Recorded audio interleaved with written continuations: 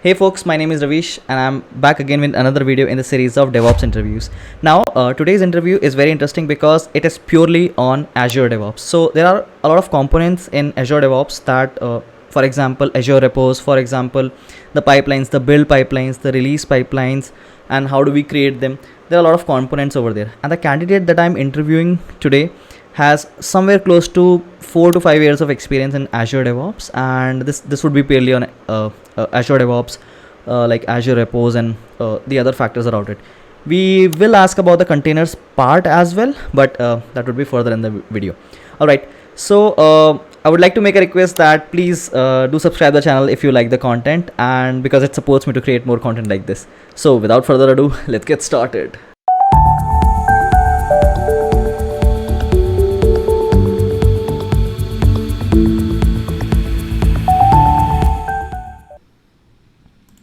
Okay, okay.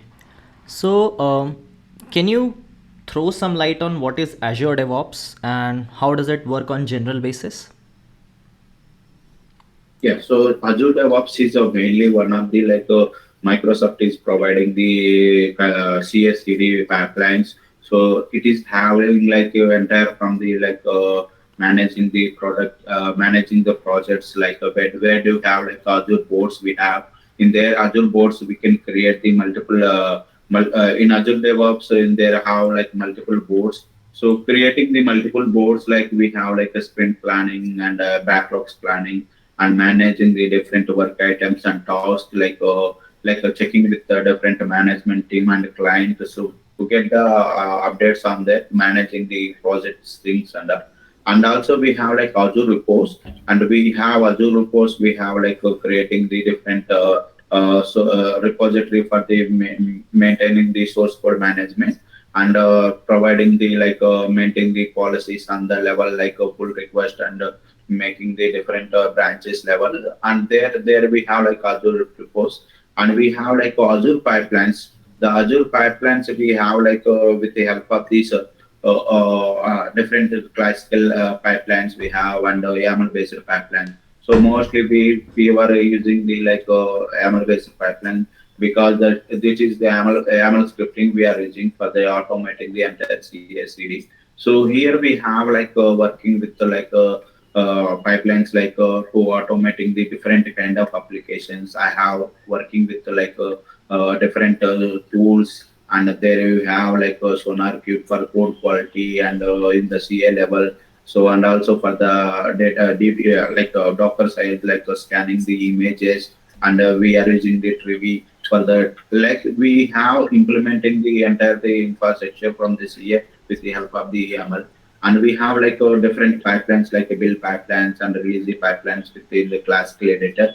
So there we have a user interface there we can click on the taking the task and creating the CI/CD pipelines over there and also we have different creating the test plans and artifacts for that. So artifacts is nothing but we have based on our project. So based on the build process, so we are storing the artifacts in the Azure artifacts over there, and we can use the Azure DevOps as a for the project management as well and automating the continuous integration and the continuous deployment delivery as well. Okay, okay. Um, so this Sorry, Azure DevOps, okay, so this Azure DevOps does support any kind of containers? sorry, come again, Ravish. Do you understand what is container? Yeah. So yeah, it is supporting Azure DevOps is supporting the containerization, and there we have like a different task Docker task we can use, and using that Docker task we can use the building the image and pushing to the image in the respective repository. So that will be in the container is the the lightweight of the OS and software to dependency Okay, okay, okay, no problem. So, or test the application and there we have it is one of the lightweight of the OS, and it is kind of like less memory and less storage we will provide, and taking our applications to the just like it will be the like a lightweight of the OS. Okay. So, can you explain me the phases in DevOps?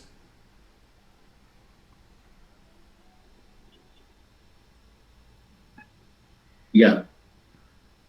So basically, in the DevOps spaces, we have different algorithms. Like we have like suppose in every CI/CD pipelines, and we have like a code and plan and monitor the operator deployment and release and test and build. So these are the plans we have in the phases in the DevOps lifecycle. So for the in the code level, we have like a Git we are using for the Git for using from the repository section. There we have like repositories creation in the branch level. There we are storing this report of the in the source, and we have like a build. We have different kind of builds, Ant and Maven and Gradle. And in the test cases, we can use Selenium test case, JUnit test cases we have, and we have like a CA for that different tools like Azure DevOps and Jenkins. We can in the Bamboo also we can use from the build and the releasing part. And we have like a in deployment section, in deploy section, there we have using the configuration like a Chef or Ansible, or we have in the deployments section like in the cloud level we have, and monitoring section we have Neuralink and the Splunk we have, and Nagios we have for the monitoring the applications on the infrastructure. Okay. So, all these phases, on the basis of all these phases, can you explain your project which you are working on right now? Sorry, can could you please speak Okay, in so loudly? we have I'm these sorry. phases, right? In which we plan and then we write the code and then we build, integrate, and stuff. Can you explain me your project on this basis? What do you do for planning? How do you, what is the tech stack? In which language do you code? How do you build it? How do you test and then deploy? And how does it go till production? And how do you monitor it? Can you explain me your project with reference to these phases? Yes, sure. So basically, in the code level, we have like a plan. So the plan we have like working with the architects, and there we providing the plan for the CSCD, and we will provide to them. And there is the development team. So there we have creating the developing their code, and pushing their code in the repository in the Azure Repos. And we have like using from the repos like plans, everything we will maintaining from the different documentation, and based on the CA plans and developing code level plans and test plans. We based on the team, so they will create the plan for the project organization. And we have like in the build part, so whenever like they require, they will test it in the local and building the local. And if they're working the properly in their local, so they will push the code in the Azure repos.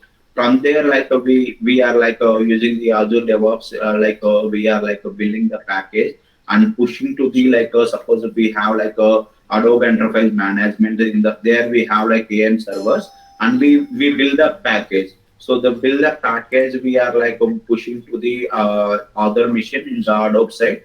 That other mission like there is a distribution server distributing the like content from the author to the publisher. So these are the like in the deploy stage. It is in the coming from the deploy stage. So once we deployed after that we have like an bureaus to monitoring their applications to deploy how the application is working. If there anything particular content of the pages is not working, it will be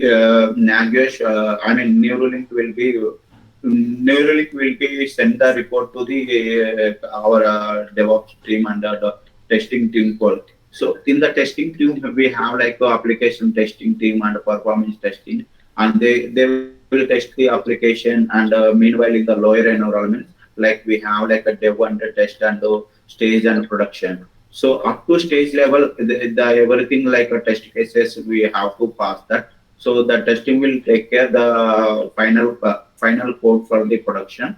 Once we have everything works fine in the stage level, we'll cut the branch and further release the activity. Okay. What do you use for monitoring? Sorry, I was on mute. What do you use for monitoring? New release. New Relic. Yeah. Okay. How do you set it up? Yeah, we have like the Neuralink set it up like we have it is one of the like agent based setting. So we have setting up the Salesforce kind of projects, and we have AIM server. So Neuralink is providing from they have like a different sources we have, and the sources where we want to pick that. So we need to like there is like suppose we want to like there is a Neuralink activate license key we have. Using that license key, we need to like authorization to the target mission to the Neuralink. So that will be taken care by we need to taking care by that. So once we done that, Neuralink will get the logs based on the we providing the metrics and a pattern. It will be taking the pattern. It will take the metrics and log details, log management. If you want to aggregate the data, so log data, so that will be taken care of. So we need to set it up the different kind of metrics in the log pattern side. Okay. Okay. Let me give you a scenario. Okay. So let's say, what kind of application do you have? Java based or C Sharp, .NET, anything else? Java based. Okay. So let's say you have to integrate SonarQube with your Azure pipeline. How will you do it? Start from the very first step. Yeah. So in the Azure DevOps side, we want to like in the suppose we want to integrate this Sonar. So first we need to set up the everything. We need to set up the configure in the SonarQube. In the SonarQube side, we have like a license key we have. So using that key, we will take we will take the in the project settings. In the project settings, we have to go there we have like different like settings service connection we need to create in the service connection. So there we have SonarQube, we have SonarQube like option we have in the there we can set it we can provide the SonarQube URL and where we can provide the like a token for the where we have configuring the SonarQube. That token we are providing and service connection we need to provide, and we can grant the permissions to the all the professional or particular pipeline we need to provide, and we can set up the save that service connection. We can take the service connection name, and while we are creating the CI/CD pipeline, that in the preparing analysis task side, so we need to provide this service connection to for the authorize while we are compiling the code, it will be quality of the gate, so we need to pass that. Okay. Okay. Okay. Okay. And if I want to know about the inbuilt tool for Azure DevOps for testing, is there anything like that? Sorry, could you please repeat that? So let's say if I'm not using any kind of external tool, let's say SonarQube. Okay, is there any internal tool that Azure DevOps provide? No, no. We don't have any internal tools in Azure DevOps provided. Okay. Okay. What do you understand by Azure boards? Yeah, for Azure boards, basically, while we are creating the boards, like we have like work items and to managing the our project work items. Like here we have like boards we are creating and the sprints we are creating, and then we have if there are any queries on that based on the sprint level, we create the sprints and backlogs. If there anything pending on the sprint level, and while we are releasing to the new while we are moving to the new sprint, and we have creating the backlog sprint backlog board, and we based on that work items and tasks, and we'll deliver it to the our plan deliver to the our work based on the we creating the sprints planning. Okay. So let me ask you one scenario based question. Okay. So for example, let us consider you have your Java code, okay, and then you have a developer in your team who is writing the code and pushing it into uh, your, let's say, Azure Repos, okay. Now once he puts it over there, it's your responsibility to take the code till production. So I want you to write the number of steps. What are the number of steps that you will write, and how will it go till production? What are the tools and technologies that you will use, okay. Yeah. So once we receive the any of the code from the for example, we have like a dev side, and the code comes from the dev repository, dev branch. The dev branch we have to like once the dev side is everything works from the code, and we have to create the pull request. The pull request in the sense like we can create the pull request to move to the dev to the test. So if the test cases are the passing the test stage, there also we can create the again pull request to move through the stage level. Once everything is the performance testing and everything, all the test cases we have passing in the stage level. So we have to move to the code in the, we can cut the branch in the production deployment. So that we have to taking care with the help of the pull request. So that side we need to take the approval from the required environment leads. So that will be like taking the approvals for releasing the each stage level. Okay, so how are you building this code, Java code? Like, what are the tools that you're using for this? Yeah, for that we will use the Maven. So Maven is one of the like build tool. So for the using the Maven, we can build the we can use the like MV and clean install package. So that will be do like while we are creating that package, the all the package it will be created. So Maven is the one of the build tool to Java kind of application we can build that. And we have like a MuleSoft application and Adobe Enterprise kind of applications also. We can build with the help of the Maven in Java kind of application. It will build the package, and we have like in the CA level we can use the like the Sonar task as well. Okay, so your code will provide will create what kind of a file? What kind of an artifact it will create? Yeah, we have like a .var file. It will create that. What is a .war file?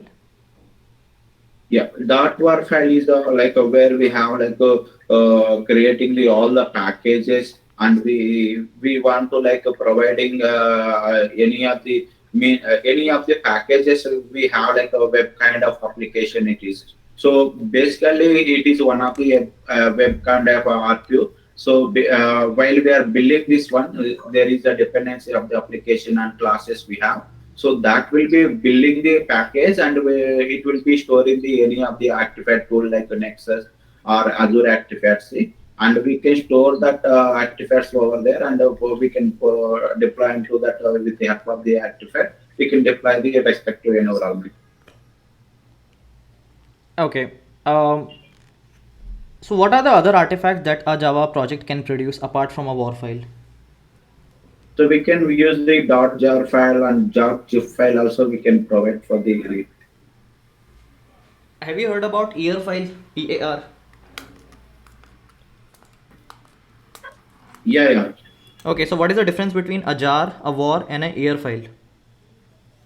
Yeah, basically, EAR file is one of the like compressed file that contains some libraries and jar files also.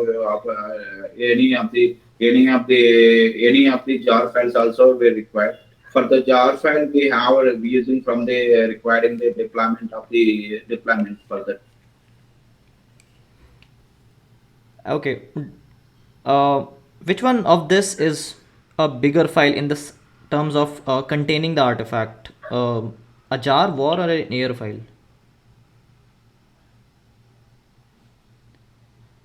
Sorry. Um, so like, how do you differ? Okay, let me make it easier for you. Which of these file contain which of these files? I mean, a jar file can contain a war file, yes or no? War file contains a jar file. And what does EAR file contains? and EL file contains var and jar files. Okay. Okay. So when you were talking about the Azure artifacts, right? Can you throw more light on that? Sorry. Can you throw more light on that Azure artifacts? Yeah, so Azure Artifacts is providing one of the service, like Azure DevOps service is providing the Azure Artifacts. There we have like a storing. We need to create the connection feed, and we can storing the our artifacts over there. Okay. So what are the branching strategies that you use in your company? Yeah, branching strategy we are using from the future, like we have like a in future branch like developing the code. From that we will move into the everything works in the future, developing their code, and the future branch they will move. From there like we will like creating the pull request, and the pull request will move to the like a dev. And the once the dev is everything works fine, we will move to the test and the stage and the environment.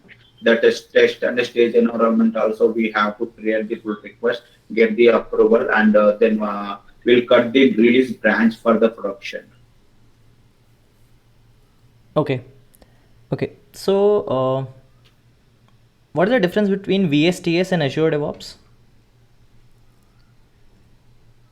Yeah, so VSTS is a holder of the one of the holder of the Azure DevOps. Like it is the new release for the Azure DevOps.